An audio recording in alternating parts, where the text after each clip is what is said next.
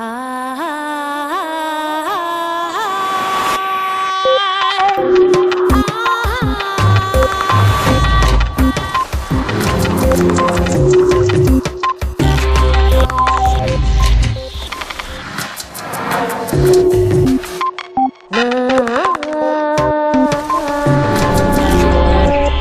irrupción de las nuevas tecnologías nos obliga a educar a los niños de una manera distinta. Howard Gardner. Hace más de 2 décadas, Howard Gardner revolucionó la psicología con su teoría de las inteligencias múltiples. Su trabajo repercutió en la mejora del sistema educativo y le valió un reconocimiento internacional y numerosas distinciones, entre ellas el Premio Príncipe de Asturias de Ciencias Sociales de 2011. En ocasión de la entrega de este galardón, Punset y Gardner protagonizaron un coloquio en Avilés y conversaron sobre las inteligencias múltiples, las nuevas tecnologías y el surgimiento de una manera nueva y personalizada de educar a los niños.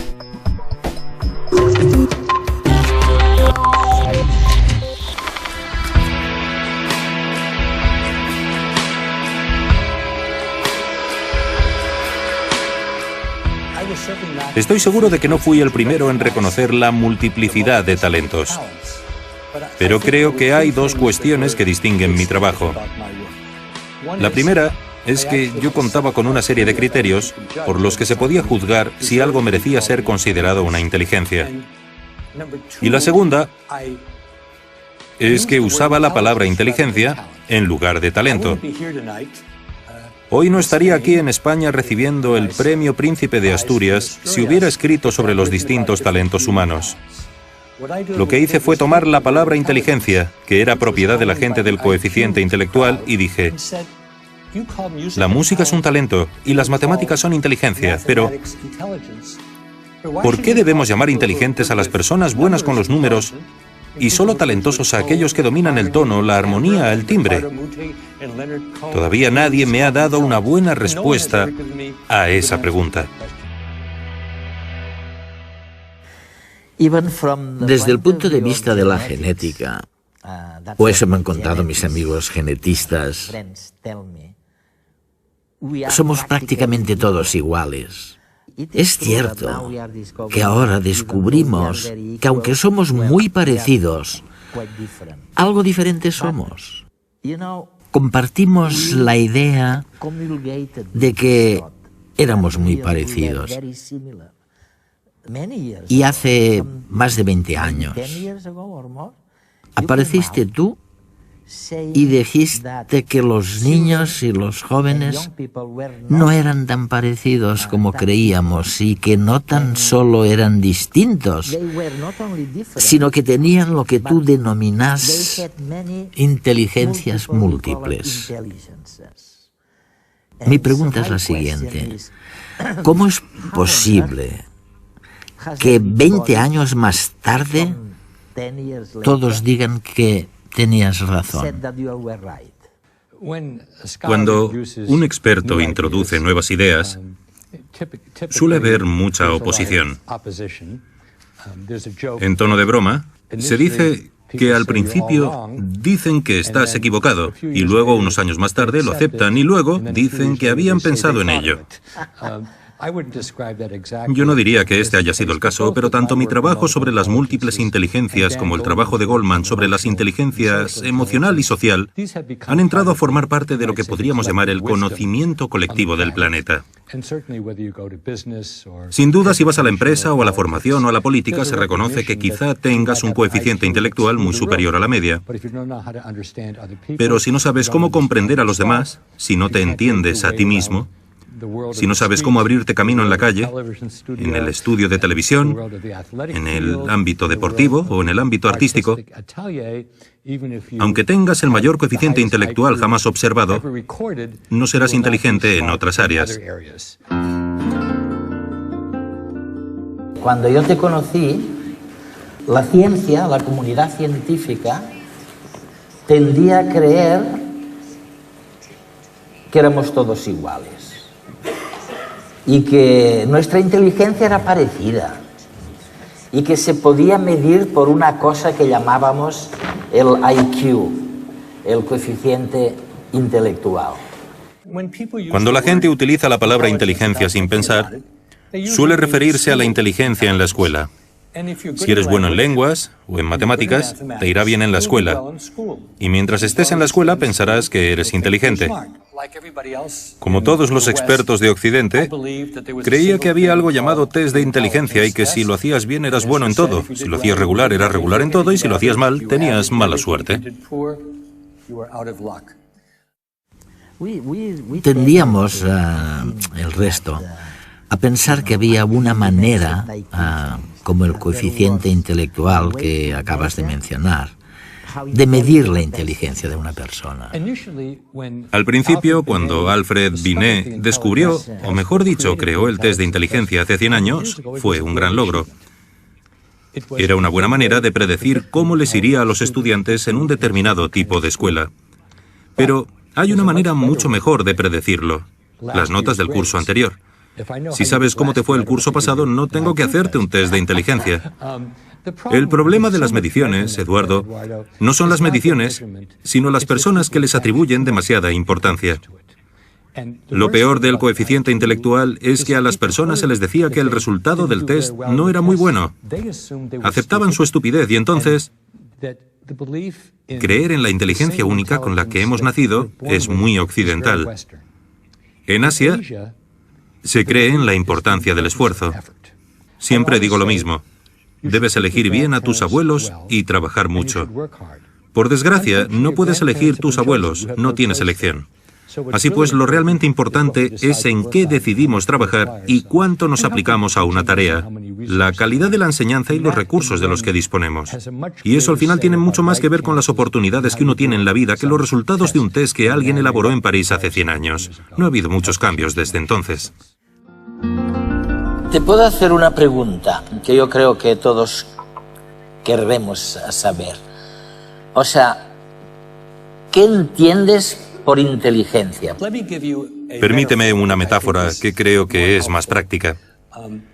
Si crees en una inteligencia única, lo que quieres decir es que tienes un solo ordenador en el cráneo. Si ese ordenador funciona, y es eficiente y rápido, no comete muchos errores. Eres bueno en todo. En cambio, si funciona a trompicones, estás dentro de la media. Y si va lento y comete muchos errores, es que eres estúpido. La reivindicación de las inteligencias múltiples es que tenemos una serie de ordenadores independientes. Uno se encarga de la información musical, otro de la información espacial, otro de la información corporal. Por supuesto, no es un ordenador pequeño. No tenemos una lata vacía aquí dentro. Pero es un argumento que los cerebros son muy diferentes y pensar que solo hacen una cosa no es correcto. Medir la inteligencia es algo problemático, en especial cuando no hay consenso en cómo definirla. Incluso se debate si es una sola o si existen múltiples. A lo sumo, podemos llevar a cabo una serie de pruebas que nos den una idea aproximada de las características individuales de nuestras distintas capacidades cognitivas. De todos los cuestionarios creados para medir la inteligencia, el más usado es el cociente intelectual de Wechsler, una batería de preguntas que analiza la comprensión, el vocabulario y la capacidad aritmética de la persona, y que considera la inteligencia como una capacidad única y global. Sacar una mejor o peor puntuación en estos test puede marcar nuestras posibilidades futuras de éxito en el estudio y el trabajo. Los críticos con este tipo de test han señalado que sus resultados varían en función de lo concentrados que estén los alumnos o incluso de su nivel de formación académica. Ahora, un estudio reciente de la Universidad de Londres, dirigido por Kathy Prices, muestra que, de hecho, el cociente intelectual no se mantiene constante durante la adolescencia, sino que aumenta o disminuye conforme lo hace el volumen de materia gris en esa época.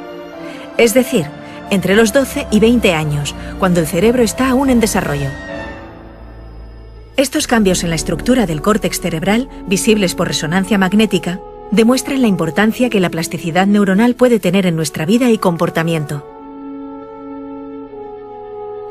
En este estudio se compararon las variaciones de las inteligencias verbal y motora con la estructura de las zonas cerebrales correspondientes. Cuando el córtex aumenta en las zonas motoras y decrece en las verbales, el estudiante muestra una mayor destreza motora y una menor verbal. Sin embargo, estos resultados no son constantes y pueden variar pasados unos años, llegando incluso a invertirse. Como señalan los autores del estudio, este descubrimiento debería estimular la mejora del rendimiento intelectual en los que lo necesitan y servir de recordatorio a los más adelantados de que nada es permanente y es necesario seguir estudiando.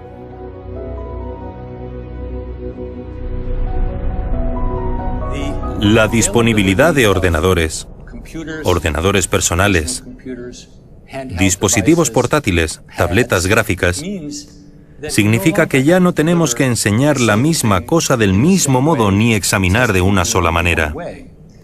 Tenemos la suerte de vivir en esta época. Quienes parece que no lo entienden son los ministros de Educación. Lo que encuentro fascinante es que 20 años más tarde o más, desde el momento en que hablaste por primera vez este tema, puedes hacer algo que hace 20 años parecía imposible. Se trata de la formación personalizada. Puesto que todos somos distintos, hay que dar una formación distinta a cada uno. Y ahora, gracias a la revolución digital, eso es posible. Es verdad. Estamos solo al principio, pero el software y el hardware son cada vez más versátiles. Y si quieres aprender algo, ya sea a esquiar, o a vender, cálculo, o genómica, no hay ningún motivo por el que todos tengan que aprender de la misma manera. Sería una estupidez.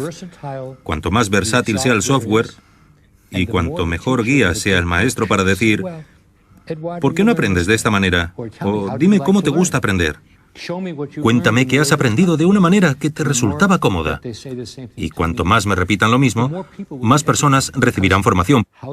Así que la cuestión es descubrir cómo aprende una persona, descubrir sus pasiones, que son muy importantes, y utilizar todos los recursos humanos y tecnológicos que nos sirvan de ayuda. Por supuesto, se trata de un ideal, pero estamos mucho más cerca de ese ideal de lo que habíamos estado nunca antes de la revolución digital. Es fascinante porque sugieres, corrígeme si me equivoco, que no solo las personas son diferentes, no solo los estudiantes son distintos y hace falta una formación personalizada, sino que la formación es también diferente. Es decir, los maestros deben cambiar, porque, como acabas de decir, una materia concreta no se enseña de una manera determinada, puede enseñarse de diferentes maneras. Sí, creo, Eduardo, que cada vez más los maestros se convertirán en guías. Guías. Con eso quiero decir que todos sabrán algo de los estudiantes sabrán algo de sí mismos, y los padres sabrán algo de sí mismos, y trabajarán en equipo para decidir cuál es la mejor manera de aprender para una persona. Hay cosas que todos debemos aprender, pero no hay ninguna razón para que las aprendamos de la misma manera. Las sociedades con materiales informáticos versátiles y maestros que actúan como guías tendrán una enorme ventaja sobre aquellas en las que el software no se utilice bien. Y los maestros crean que son la fuente de toda la información y todo el conocimiento. Porque en la actualidad, y estoy bastante bien informado, los estudiantes no paran de decir, eso no es correcto, o lo acabo de buscar, y por supuesto levantan la mano. Quien levante la mano no siempre tendrá la razón, pero probablemente tenga más razón que yo. Así pues, la idea de que los maestros somos la fuente de toda la sabiduría alimentará nuestra sensación de poder, pero ya no es cierta. Mozart fue un músico extraordinario, carente de toda inteligencia emocional, como lo demuestra cualquier relato de su vida, aunque nadie dudaría de su genialidad.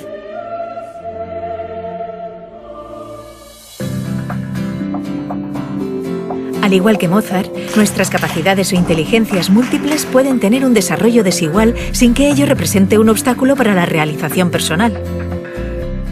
Sin embargo, un resultado negativo en un test de inteligencia tradicional suele asociarse a una condena al fracaso. Librarnos de este estigma social es el mayor logro de la teoría de las inteligencias múltiples.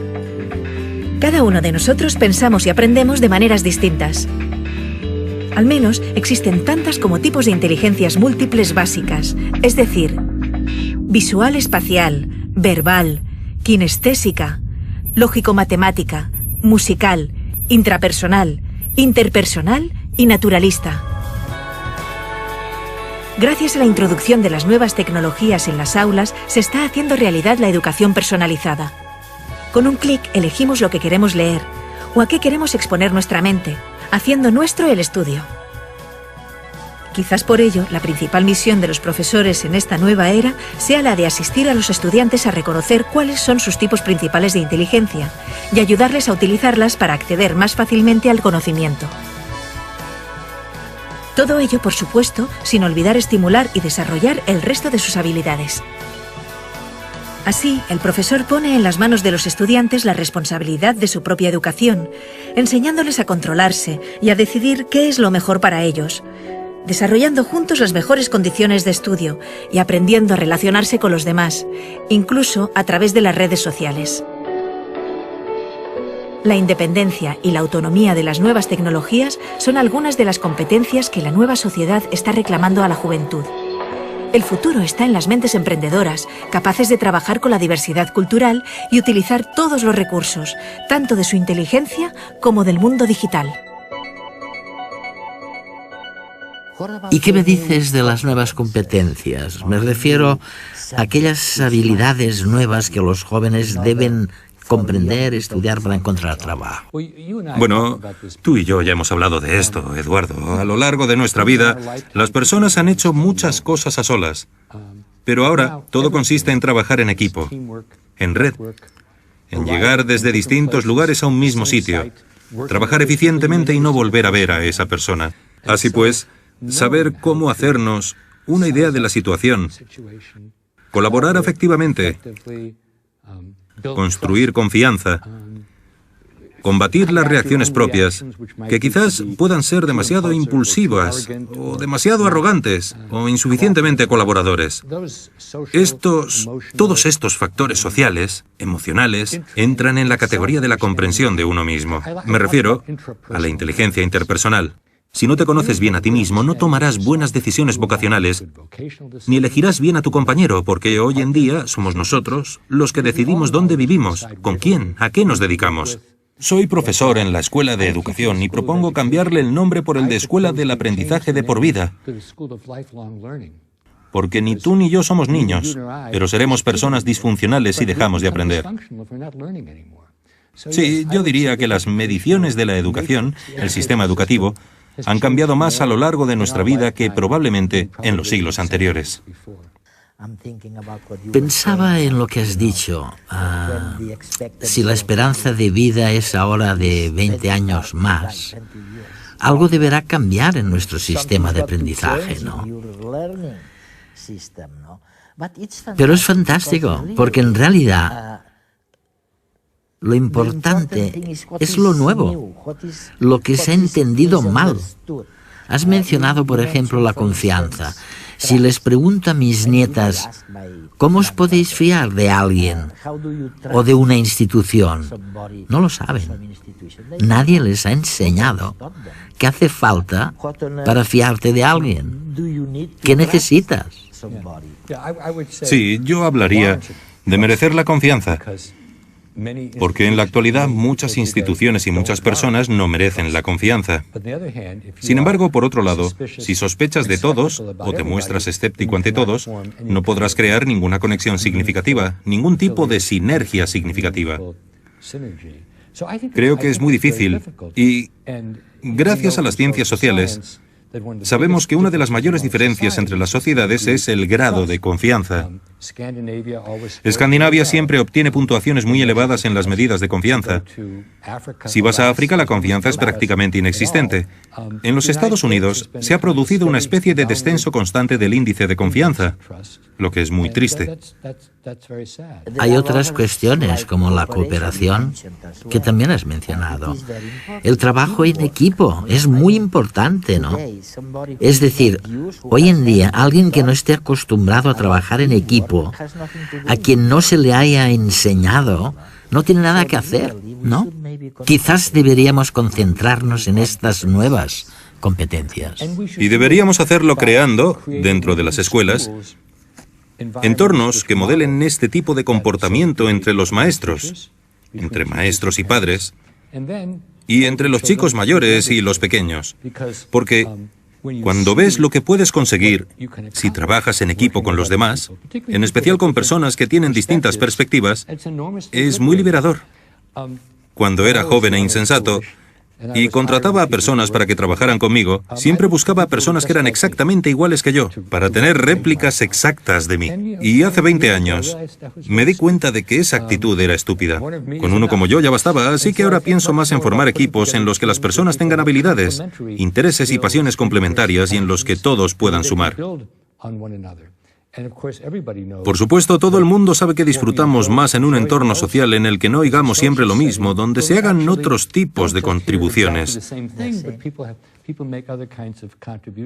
Si carecemos de esos modelos en casa y en la escuela, y creo que la religión no los proporciona, cuando llegamos al lugar de trabajo, tenemos una tarea de 30 años para construir la confianza y desarrollar los músculos de la colaboración.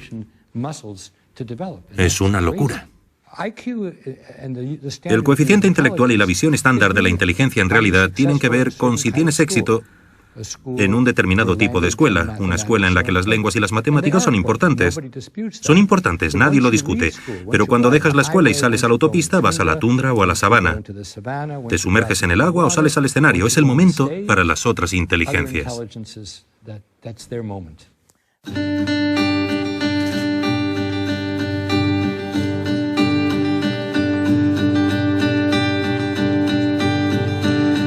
En el mundo genial de las cosas que dices, hay historias de buenos y malos felices. Jorge Ruiz es logopeda, cantante y líder de Maldita Nerea, una exitosa banda española de pop. ¿Cómo diablos se puede tener tanta suerte? En el mundo genial de las cosas que dices, hay tesoros de nadas, planetas y grises, millones de estrellas que llenan mi mente. Yo no sé si se puede quererte más fuerte.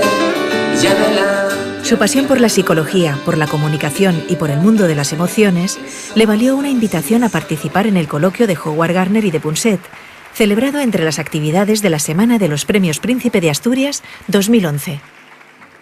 Básicamente nosotros lo que nos planteamos es que si nosotros hacemos discos, cada canción debe transmitir un mensaje y ese mensaje debe ir ligado a la emoción.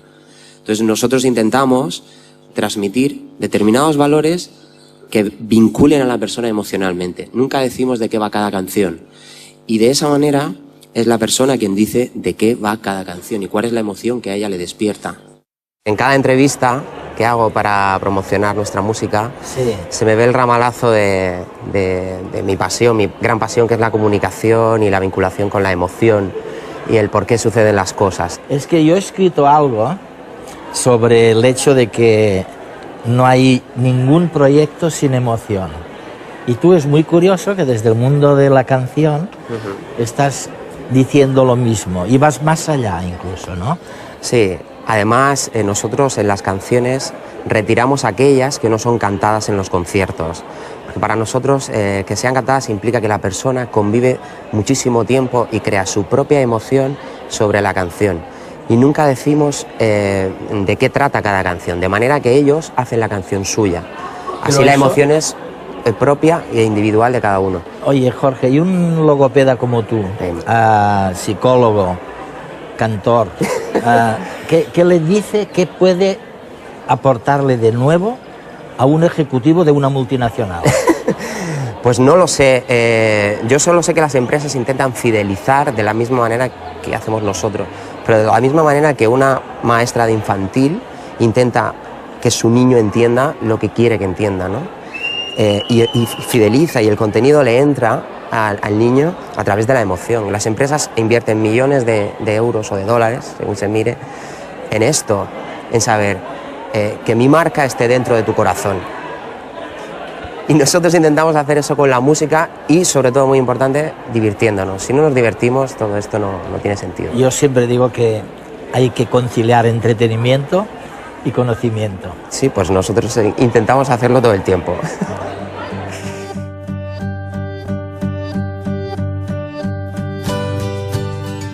Howard Gardner fue el primer académico que sugirió, que no éramos todos iguales, que unos manejamos mejor un determinado tipo de inteligencia, la espacial, la musical, la lingüística y la interpersonal, por ejemplo, que otros. Nos referimos nada más ni nada menos al famoso modelo de las inteligencias múltiples, del cual todos hemos oído hablar alguna vez. Nadie se imaginaba, hace 20 años, cuando Gardner formuló su teoría, el impacto que ésta tendría en la educación unas décadas después. Resulta que, si no somos todos iguales, tendríamos que diseñar una educación personalizada para cada uno de nosotros. No podemos enseñar a todos los niños con la misma vara. Hace 2 décadas, la enseñanza personalizada era una utopía. Pero ahora, gracias a la explosión de las nuevas tecnologías, de Internet, de las redes sociales, de teléfonos inteligentes y de iPads, tenemos las herramientas necesarias para producir una revolución en la manera de aprender de los niños. Finalmente, la educación dejará de ser una máquina basada en los principios de la revolución industrial y fomentará que los niños encuentren cada uno su elemento.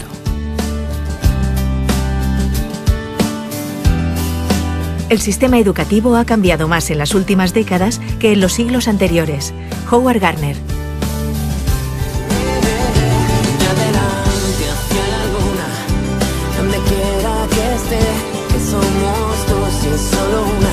Yo ya estuve una vez y sigue. Mundo se duerme a mi lado, he vuelto a caer y sigue. Creces, te llevo en mis manos.